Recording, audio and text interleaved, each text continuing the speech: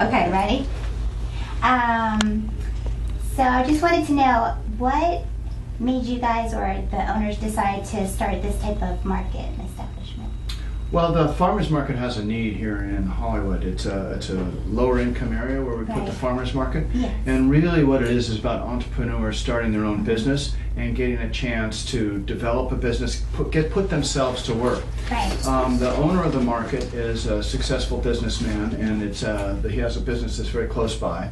And the building was not being utilized. And so he decided to put a couple $1 million into putting a farmer's market in what he considered the old world, old country style, where a farmer's market could bring in small business and entrepreneurs and could develop a real taste for foodies, fresh food, real food, all done by the local. Here in South Florida, it's been wonderful because South Florida has a very diverse community.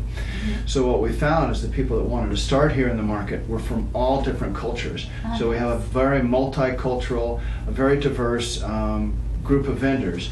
And it makes it really exciting because they are putting themselves to work. We keep the overhead very low. We provide a market that has covered out of the rain. And it's up to the vendors to decide how to be successful. I have several organizations working with me to help the vendors if they do, as they could struggle as small businesses, from marketing and merchandising and sales and incorporation and all the things that are necessary. But the main reason for the market is really to bring fresh local food to the community and allow the community to provide its own food source. So it's a secular thing as we grow, both the vendors bringing in the food and the populace appreciating the vendors, what they're bringing, and learning about the fresh and the natural foods that are here. And we're growing that base, which leads into another question that you had. Which was, where does the food come from? And are we working with the government in any way? The government is not doing much directly with the farmers market.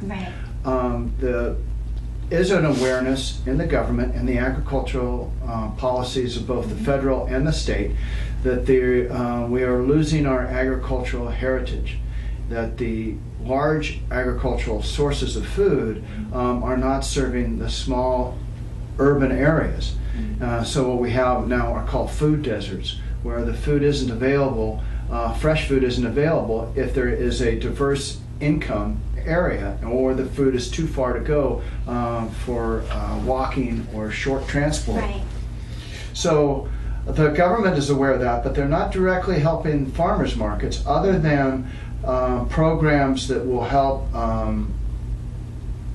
consumers use EBT. That's earning benefits transfers with what we used to call food stamps.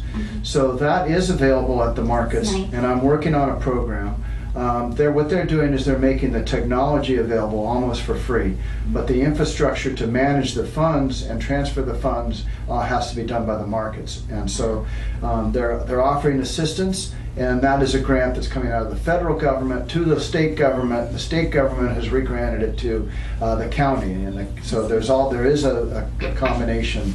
But of course, anytime you work with a government bureaucracy, it always is a little bit more complicated and difficult to do than you would think. Very well. Thank you. I appreciate it. You don't have any more questions? Well, I think you answered all. Do you have anything, Alicia? Or any competition? Well, yeah, farmers markets come and go all the time.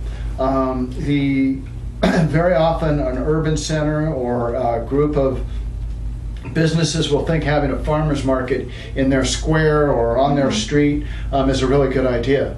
The problem is the vendors at the farmers markets can't spread themselves into multiple locations. So what it happens with the competition isn't necessarily on the consumer side, it's for qualified vendors. There are very few farms that are able to sell at farmers markets. And to be economical, they need to be able to sell their produce at a central location, and maybe 2 or 3. They're short-staffed.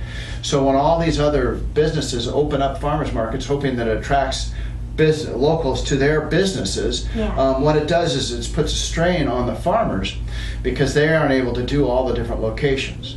So the problem with the competition is the competition for vendors and qualified vendors. And what happens to them with all the farmers markets popping up is the farmers get strained and they can't make enough money in one location because everybody's going to their local, very, very local farmers market then rather than a central town's farmers market. Yeah. Here in Fort Lauderdale, Hollywood area, there's 6 different farmers markets competing for the same customers. Oh, wow. And that makes it very difficult because the same farmers can't be in more than one place at one time.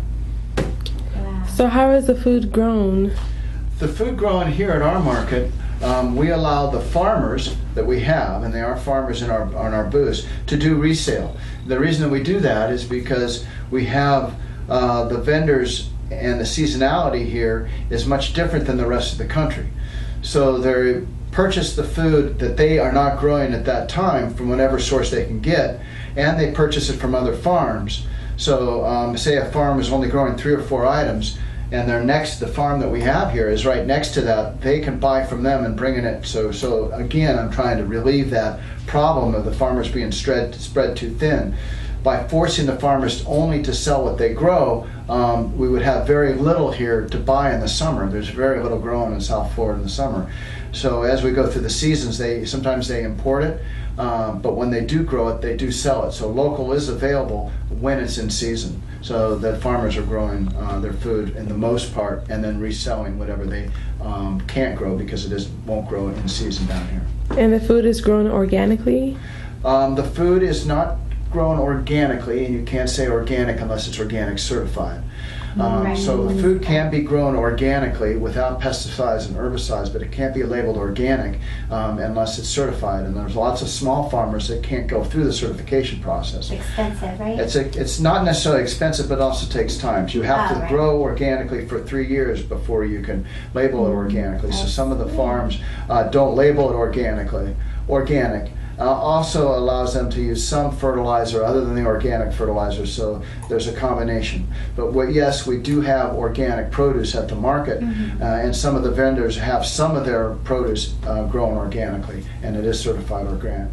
But down here in South Florida, we don't have a good freeze that is good to help with growing organic. So one of the problems is growing organically down here in South Florida is the use of more pesticides, even if they're organic pesticides, because there's not a good freeze to kill off most of the infestations.